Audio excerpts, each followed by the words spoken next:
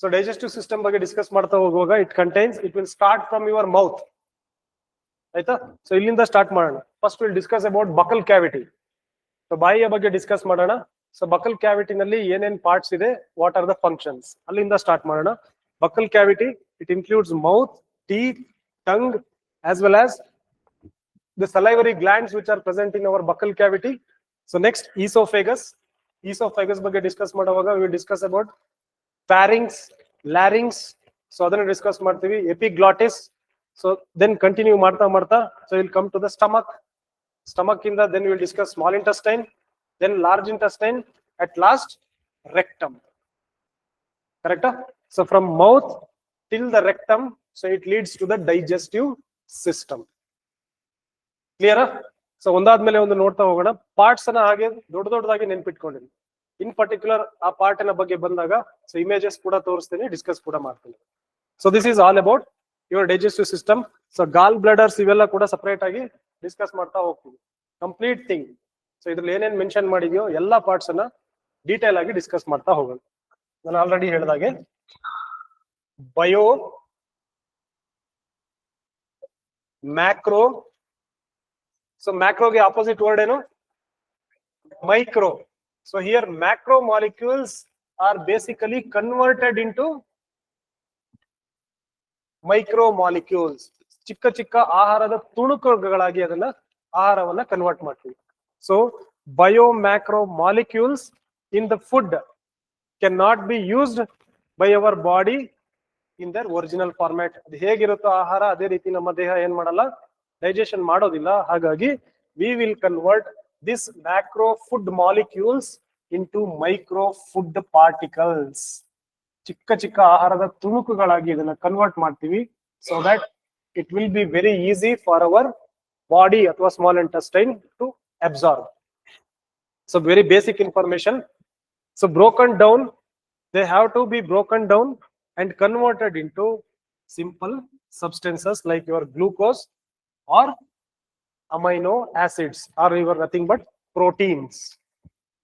Clear? So ಇದು basic ಆಗಿ ನಾವು ಕನ್ವರ್ಟ್ ಮಾಡ್ತೇವೆ. So I will try to understand the procedure. So ಏನೇನ್ ಆಗತ್ತೆ step by step. So these 3 steps are important.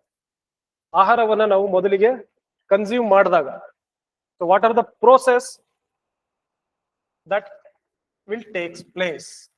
First one, carbohydrates. So carbohydrate ಅಂದ್ರೆ ಏನು? Basically ನಿಮ್ಮ ಪಿಷ್ಟ. ಕರೆಕ್ಟಾ? ಸೊ ಕಾರ್ಬೋಹೈಡ್ರೇಟ್ ಏನಿರುತ್ತೋ so that is a complex sugar molecule. So carbohydrate will be finally converted into simple sugar, that is nothing but your glucose. Glucose ನ formula ಕೂಡ ನೆನ್ಪಿಟ್ಕೊಬೇಕು. What is the formula? C6H12O6. So this is basically a simpler sugar molecule. ನಾವು ತಿಂದಿರೋ ದಪ್ಪ ಆಹಾರ ಏನಾಗಿ convert ಆಗುತ್ತೆ, ಕೊನೆಗೆ glucose ಆಗಿ ಕನ್ವರ್ಟ್ ಆಗುತ್ತೆ. ಸೊ ಅದಕ್ಕೋಸ್ಕರನೇ ನಮಗೆ ಹಾಸ್ಪಿಟಲ್ಗಳಲ್ಲಿ ಡೈರೆಕ್ಟ್ ಆಗಿ ಏನ್ ಕೊಡ್ತಾರೆ, ಡ್ರಿಪ್ಸ್ ಅಲ್ಲಿ ಗ್ಲೂಕೋಸ್ ಅನ್ನ ಕೊಡ್ತಾರೆ ಅಲ್ವಾ. ಸೊ ಫುಡ್ ಪಾರ್ಟಿಕಲ್ಸ್ ನಮ್ಮ ಬಾಡಿ ಅಬ್ಸರ್ವ್ ಮಾಡ್ಕೊಳ್ಳೋದು ಕಡಿಮೆ. ಅದಕ್ಕೋಸ್ಕರನೇ ನೀವು ಎಳ್ನೀರು ಕುಡಿತೀವಲ್ವಾ, ಎಳನೀರು ಕುಡಿದ್ರೆ ನಮಗೆ ಸಡನ್ ಆಗಿ ಎನರ್ಜಿ ಯಾಕೆ ಬರುತ್ತೆ ಅಂತ ಹೇಳಿದ್ರೆ, so that is also A natural format of your glucose. ಆಯ್ತಾ? ಸೊ ಹಾಗಾಗಿ our body will convert carbohydrate into glucose. So that is the first procedure. Second one, fat. So carbohydrate ಇದ್ರೆ glucose ಆಗಿ convert ಆಗುತ್ತೆ. ಕೊಬ್ಬಿನ ಅಂಶ ನಮ್ಮ ಆಹಾರದಲ್ಲಿ ಇದೆ ಅಲ್ವಾ. So that fat will be converted into fatty acids or glycerol in the form of adipose tissues. Adipose tissue ಒಳಗಡೆ ಹೋಗಿ ಇದು ಸ್ಟೋರ್ ಆಗುತ್ತೆ. adipose tissues ನಲ್ಲಿ ಇದು ಸ್ಟೋರ್ ಆಗುತ್ತೆ. So basically the fats will be converted into fatty acids or it is converted into glycerol. Second part. Third one, your proteins. Final ಆಗಿ ನಿಮ್ಮ proteins ಏನಿದೆಯೋ so that is basically converted into amino acids. So these 3 are very very important. ಈ procedure ನ complete ಆಗಿ ಬರ್ಕೊಳ್ಳಿ. So carbohydrate ನಮ್ಮ ಆಹಾರದಲ್ಲಿರುವ carbohydrate ಏನಾಗಿ ಕನ್ವರ್ಟ್ ಆಗುತ್ತೆ, ಫ್ಯಾಟ್ ಏನಾಗಿ ಕನ್ವರ್ಟ್ ಆಗುತ್ತೆ, ಪ್ರೋಟೀನ್ ಕೊನೆಗೆ ಏನಾಗಿ ಕನ್ವರ್ಟ್ ಆಗುತ್ತೆ. ಸೊ ಎಕ್ಸಾಮ್ ಪರ್ಪಸ್ಗೆ it is very very important. Clear? So ಈ ರೀತಿ ಕನ್ವರ್ಷನ್ ಆಗುತ್ತಲ್ವಾ? ಸೊ ತಿಂದಿರೋ ಆಹಾರದ ಎಲ್ಲಾ ಪಾರ್ಟ್ಸ್ ಇಲ್ಲಿ ಸಿಕ್ಕಿದ್ಯಾ? ಅಷ್ಟೇ ತಾನೇ ನಮ್ಮ ಆಹಾರದಲ್ಲಿರೋದು. ಕಾರ್ಬೋಹೈಡ್ರೇಟ್ಸ್ ಇರುತ್ತೆ, ಪ್ರೋಟೀನ್ಸ್ ಅಥವಾ ವೈಟಮಿನ್ಸ್ ಇರುತ್ತೆ, ಅದನ್ನ ಬಿಟ್ರೆ ಫ್ಯಾಟ್ ಕಂಟೆಂಟ್ ಇರುತ್ತೆ. ಸೊ ಇದಿಷ್ಟನ್ನ ನಾವು ಸಿಂಪ್ಲರ್ ಮಾಲಿಕ್ಯೂಲ್ ಆಗಿ ಕನ್ವರ್ಟ್ ಮಾಡುವ ಪ್ರೊಸೀಜರ್ ಅನ್ನ we call it as digestion ಅಲ್ವಾ? ಡೈಜೆಷನ್ ಅಂತ ಹೇಳಿ ಕರಿತೇವೆ. ಜೀರ್ಣಕ್ರಿಯೆ ಅಂತ ಹೇಳಿ ಬೇಸಿಕಲಿ ಅದನ್ನ ಮೆನ್ಷನ್ ಮಾಡ್ತೀವಿ. It is very simple. The process of conversion of complex food materials ಅಥವಾ food substances into simpler molecules which are very easy to absorb by our body is called as digestion. Then beda, just write down this. So this is very very important. So first part of digestive system is your alimentary canal. Alimentary canal which starts from your mouth part. So that is also called as buccal cavity. So ಅಲ್ಲಿಂದ ಒಂದೊಂದಾಗಿ discuss ಮಾಡೋದಕ್ಕೆ start ಮಾಡುವ. So these are the parts of your alimentary canal. Most of ಎಲ್ಲರಿಗೂ idea ಇದೆ ಅನ್ಕೋತೀನಿ, but first timers ಯಾರಾದ್ರೂ ಇದ್ರೆ try to understand. So alimentary canal it helps the food to pass through the mouth till the stomach and at last it will reaches the rectum part. So these are the basic parts we are going to discuss in detail. First one is your buccal cavity or your mouth. Buccal cavity ಬಗ್ಗೆ discuss ಮಾಡೋಣ. Then food pipe ಅಥವಾ esophagus ಬಗ್ಗೆ discuss ಮಾಡುವ. Next is your stomach, then small intestine, large intestine, at last anus ಅಥವಾ rectum. So these are the parts we are going to discuss. So buccal cavity. So this is very very important. So here we are going to discuss about. So it includes first buccal cavity. It includes teeth, tongue, as well as your saliva. Clear? So first one is your teeth. So hallugalu basically ಯಾವ ರೀತಿ ಇರುತ್ತವೆ? So these are the teeth which are embedded inside the gum. ಅಲ್ವಾ? So so ದವಡೆಯ ಮಾಂಸಖಂಡ ಏನಿದೆಯೋ, so it is completely anchored inside. So complete ಆಗಿ ಏನಾಗಿದೆ, ಅಂಟ್ಕೊಂಡಿದೆ ಅಥವಾ ಹುದುಗಿ ಹೋಗಿದೆ. ಕಂಪ್ಲೀಟ್ ಆಗಿ ಸ್ಟ್ರಾಂಗ್ ಆಗಿ it was been adhered to the gum part of your buccal cavity. So red color ಏನ್ ಕಾಣಿಸ್ತಿದೆಯಲ್ವಾ? So that is the major part which will anchor ಅಥವಾ hold the teeth.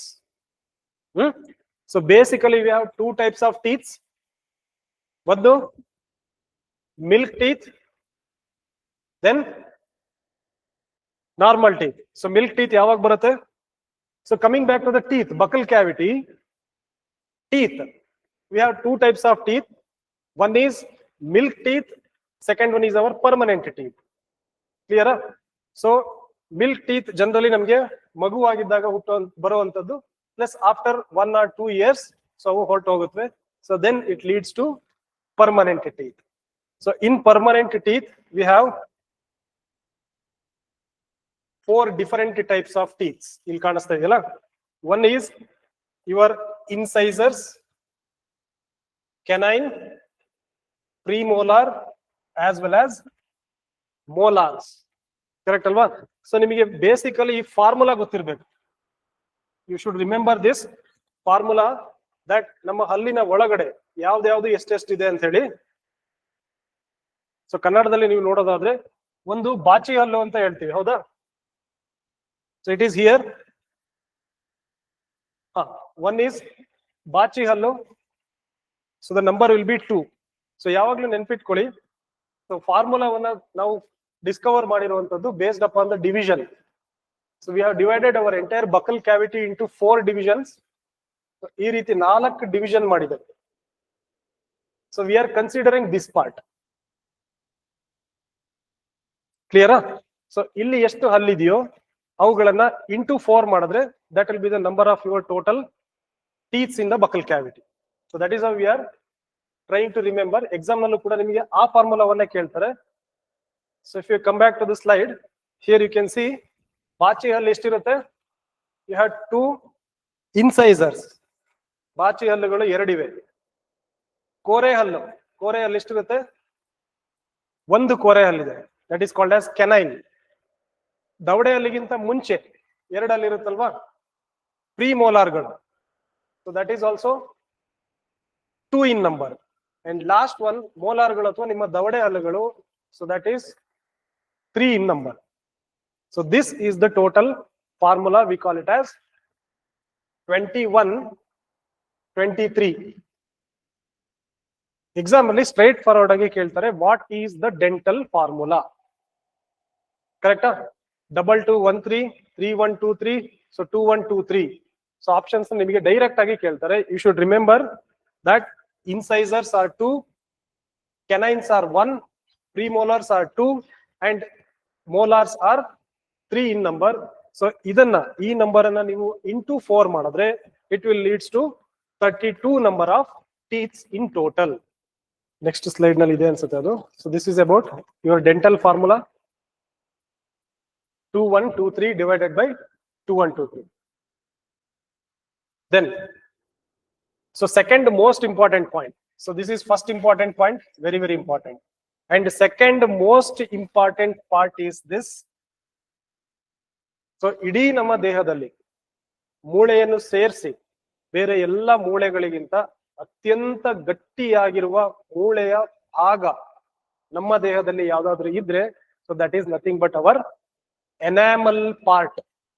Enamel part of the teeth is the strongest bone in our entire body. So ಅದನ್ನ ನೀವು correct ಆಗಿ ನೆನ್ಪಿಟ್ಕೊಬೇಕು, which will be extremely helpful. Correct ಅಲ್ವಾ? So here you can see this part. ಈ upper part ಏನಿದೆಯೋ, this is basically ಈ white colour ಏನ್ ಕಾಣಿಸ್ತಾ ಇದೆಯಲ್ವಾ, ಸೊ ಇಲ್ಲಿಂದ ಇಲ್ಲಿವರೆಗೂ. So this is basically called as enamel, which is the hardest bone in our entire body. ಕ್ಲಿಯರಾ? So ಇದನ್ನ ಏನಾದ್ರೂ ಇದ್ರ ಸರ್ಫೇಸ್ ಹೊರಟೋಯ್ತು ಅಂತ ಹೇಳಿದ್ರೆ, ನಮಗೆ ಬಿಸಿನೀರು ಕುಡಿಲಿ, ತಣ್ಣೀರ್ ಕುಡಿಲಿ, ಸೊ ನಮಗೆ ಹಲ್ಲು ಒಳಗಡೆ ಜುಮ್ ಅನ್ನೋದಕ್ಕೆ ಸ್ಟಾರ್ಟ್ ಆಗುತ್ತೆ. ಬಿಕಾಸ್ ಆ ಕೋಲ್ಡ್ ವಾಟರ್ ಅಥವಾ ಹಾಟ್ ವಾಟರ್ ಈ ಪಾರ್ಟ್ ಅನ್ನ ಟಚ್ ಆಗುತ್ತೆ. So this is called as dentine.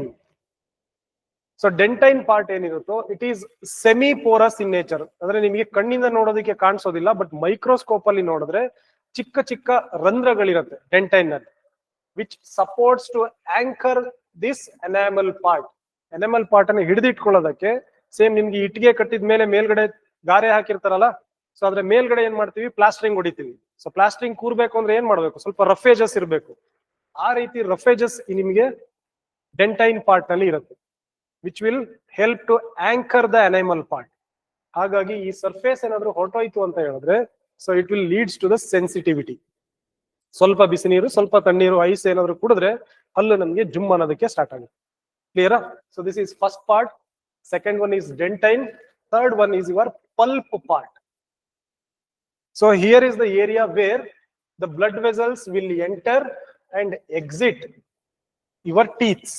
So ಹಲ್ಲಿಗೆ ಬೇಕಾಗಿರುವ ಪೋಷಕಾಂಶಗಳನ್ನ ಸಪ್ಲೈ ಮಾಡೋದು ಮತ್ತು ವೇಸ್ಟ್ ಪಾರ್ಟಿಕಲ್ಸ್ ಗಳನ್ನ ಆಚೆಗೆ ತಗೊಂಡು ಹೋಗುವ part is nothing but your pulp. So these are the 3 important parts of your teeth. So ಅದನ್ನ ಬಿಟ್ರೆ you have, so it has been anchored in your gum. ದವಡೆ ಮಾಮೂಲಿ ಇದ್ದೇ ಇರುತ್ತೆ. ಅದನ್ನ ಬಿಟ್ರೆ you have root canals.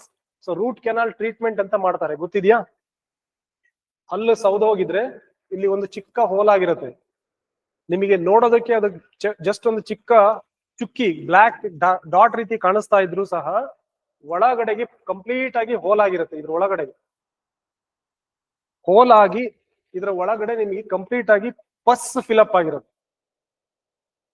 But will never come to know. ಹಲ್ಲು ಜುಮ್ ಅನ್ನತ್ತೆ ಬಿಟ್ರೆ ಒಳಗಡೆ ಪಸ್ ಇರೋದು ನಮ್ಗೆ ಗೊತ್ತಾಗಲ್ಲ.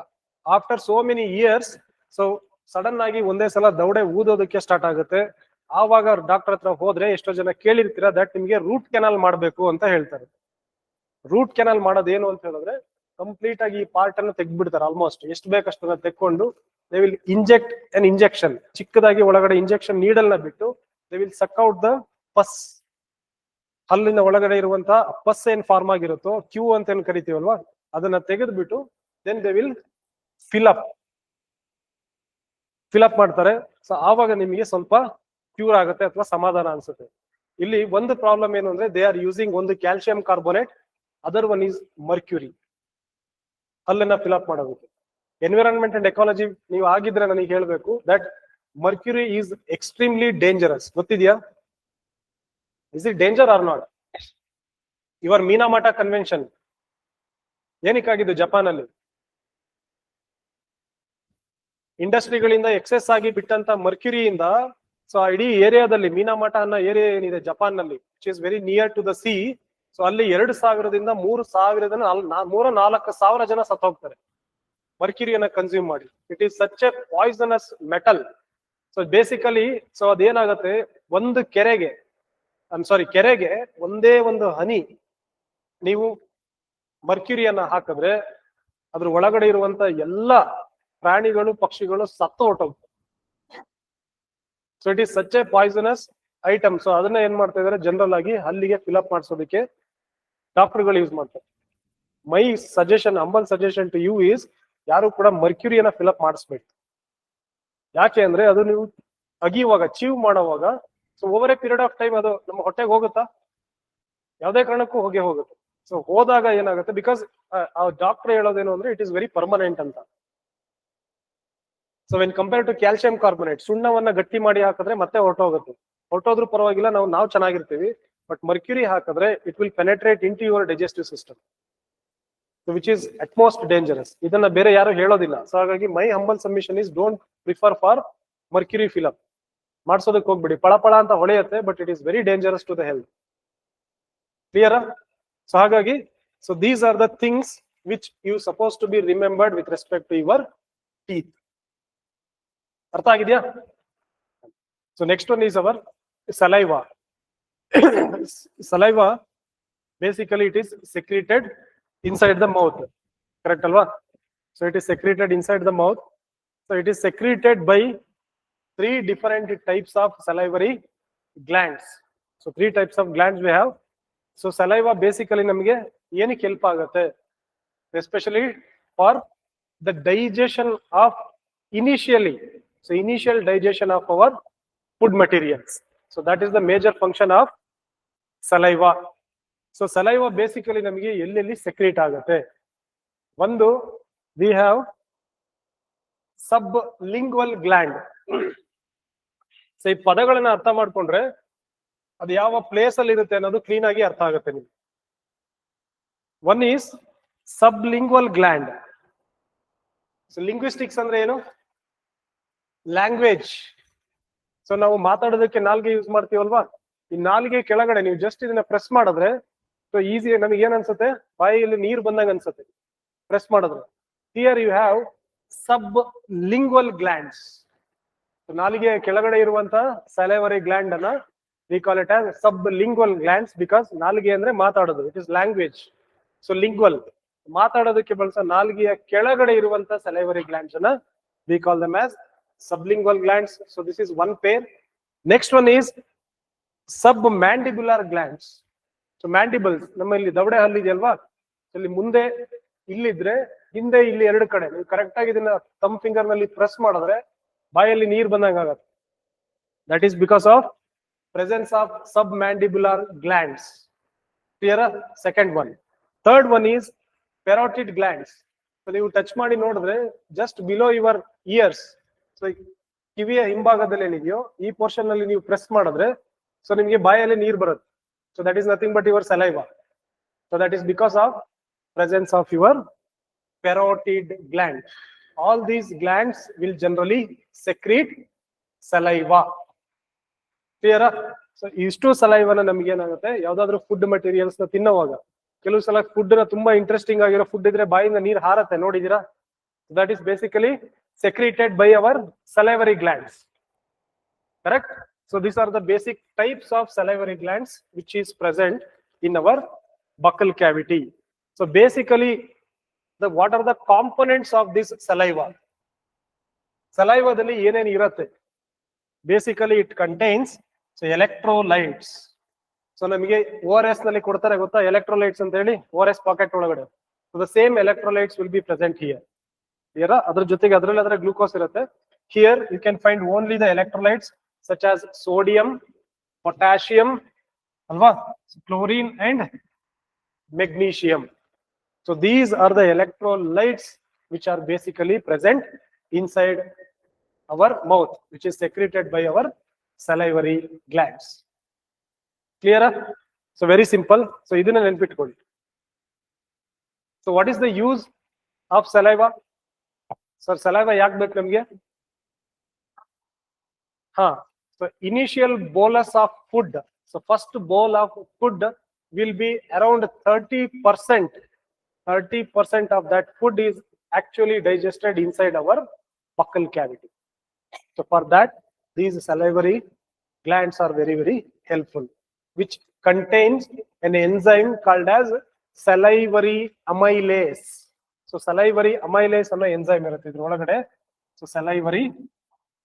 So this enzyme will help to digest your food materials. Clear? So ಇದೆರಡನ್ನ ನೆನಪಿಟ್ಕೊಳ್ಳಿ. One is salivary amylase, second one is your electrolytes which are present inside the buccal cavity. So this is second point. ಇಲ್ಲಿದೆ ಅಲ್ವಾ, salivary amylase enzyme, which will basically helpful for the digestion of our food materials. Second point. Third most important point is pH. So ಎಷ್ಟಿರುತ್ತೆ pH ಅನ್ನೋದು? So it is 6.8. Is it basic or it is acidic? Alva? So pH 7 ಗಿಂತ ಕಡಿಮೆ ಇದ್ರೆ that is called as acidic in nature. These saliva is basically acidic in nature. ನೀವು observe ಮಾಡಿದ್ರೆ so ನಮ್ಮ saliva ಸ್ವಲ್ಪ ಬಿಸಿ ಬಿಸಿಯಾಗಿರುತ್ತೆ ಅಲ್ವಾ, complete cold ಆಗಿರೋದಿಲ್ಲ.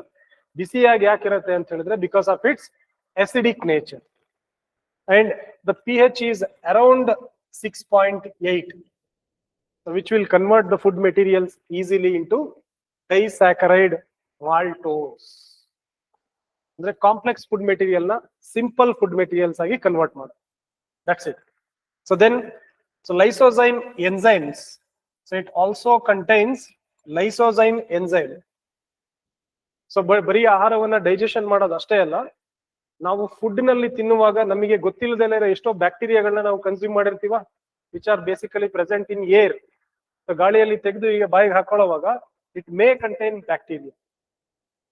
So those bacterias are killed with the help of these lysozyme enzyme, which will act as an antibacterial agent that prevents infection from our consumed food. ನಾವು ತಿಂದಿರೋ ಆಹಾರದಲ್ಲಿ ಏನಾದ್ರೂ infection ಆಗಿದ್ರೆ, infection ಇದ್ರೆ, so infection ನಮ್ಮ ಹೊಟ್ಟೆಗೆ ಹೋಗದಲ್ಲೇ ಇರೋ ರೀತಿ ಬ್ಯಾಕ್ಟೀರಿಯಾವನ್ನ ಸಾಯಿಸೋ ಕೆಲಸವನ್ನ this lysozyme enzyme will conduct. Clear? So this is the speciality of your buccal cavity, especially our mouth. ಆಗಿದೆಯಾ? ಟೀತ್ ಡಿಸ್ಕಸ್ ಮಾಡಿದೀವಿ, ಮೌತ್ ಡಿಸ್ಕಸ್ ಮಾಡಿದೀವಿ. So next we are left with tongue ಅಲ್ವಾ? So ನಾಲಿಗೆ ಬಗ್ಗೆ ಡಿಸ್ಕಸ್ ಮಾಡಬೇಕು. ನಾಲಿಗೆ ಅದರಲ್ಲೇನು ಅಂತ speciality ಯಾವುದು ಇಲ್ಲ. ಇದಾಗಿದೆಯಾ? Done. Next one is our tongue. So tongue ನಲ್ಲಿ there is no much speciality. We have these buds. ಕಾಣಿಸುತ್ತಾ? ಸೊ ನಾಲಿಗೆ ಒಳಗಡೆ ನಾವು ಬೆರಳು ಹಾಕಿ ನೋಡಿದ್ರೆ we can feel that the presence of so many bud like structures. They are basically called as papillae ಅಂತ ಕರೀತಾರೆ.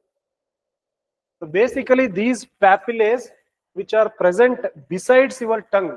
So ನಿಮಗೆ ಲಾಸ್ಟ್ ಪಾರ್ಟ್ ಅಲ್ಲಿ ಏನಿದೆಯೋ that will bear the taste buds. The taste buds are basically present in your papillae. ಅಂದ್ರೆ ಎಲ್ಲಾ ಪ್ಯಾಪಿಲೆಗಳು ಕೂಡ taste buds ಅಲ್ಲಿ ಇರೋದಿಲ್ಲ. ಸೊ ಕೆಲವು ಪ್ಯಾಪಿಲೆಗಳು they are actual taste buds which can recognise the taste of our food materials. ಕ್ಲಿಯರಾ? So what is the use of tongue? ನಿಮಗೆ ಸ್ಪೂನ್ ನ ರೀತಿ ಕೆಲಸ ಮಾಡೋದು ಅಲ್ವಾ? To masticate the food or to mix the food between your teeths. So ಎರಡೂ ಕಡೆ ಜಾ ಲೈನ್ ಏನಿದೆಯೋ ಫುಡ್ ಮೆಟೀರಿಯಲ್ಸ್ ಆಚೆಯಿಂದ ಈಚೆ ಆಗೋದಕ್ಕೆ, so tongue is the most helpful part. Adana bitre try to remember that those buds are called as papillae. Clear? Saliva ಬಗ್ಗೆ discuss ಮಾಡಾಗಿದೆ. So pH ಬಗ್ಗೆ discuss ಮಾಡಿದೀವಿ. ಸೊ ಎಲ್ಲ ಡಿಸ್ಕಸ್ ಆಗಿದೆ. So this is the only exceptional part that is called as tongue. So ಇದರಲ್ಲಿ 3 type ಇದೆ. Just ನೋಡ್ಕೊಂಡಿರಿ ಸಾಕು, ನೆನ್ಪಿಟ್ಕೊಂಡಿರಿ. One is circumvallate papillae, back side last ದಲ್ಲಿ ಇರುವಂತ ಬಡ್ಸ್ ಅನ್ನ we call it as circumville papilla. Second one is called as E-line. So this part is called as pungiform papillae. And the last part ಇಲ್ಲಿ front ನಲ್ಲಿ ಇದೆಯಲ್ಲ, ನಾಲ್ಗೆನ ನೀವು press ಮಾಡಿ ಕನ್ನಡಿಯಲ್ಲಿ ನೋಡಿದ್ರೆ you can find so many very small buds. They are called as filiform bacteria. Fili means it is something like villi. Intestinal villi ಇರುತ್ತಲ್ಲ, ಆ ರೀತಿ ಸ್ಮಾಲ್ ಆಗಿರುತ್ತೆ. ಹಾಗಾಗಿ we call them as filiform papillae. Clear? So these are the major types of our tongue. So ಅದನ್ನ ಬಿಟ್ರೆ HK ನಿಮಗೆ tongue ಬಗ್ಗೆ ಏನು? Okay, so that's it. It is a fleshy muscular organ attached to the back floor of your buccal cavity. So ಇದರಲ್ಲಿ ಅಂತ speciality ಏನಿಲ್ಲ. So just a general information. One thing you have to remember is the buds, they are called as papillae. Clear? ಇದಷ್ಟನ್ನ mention ಮಾಡ್ಕೊಳ್ಳಿ.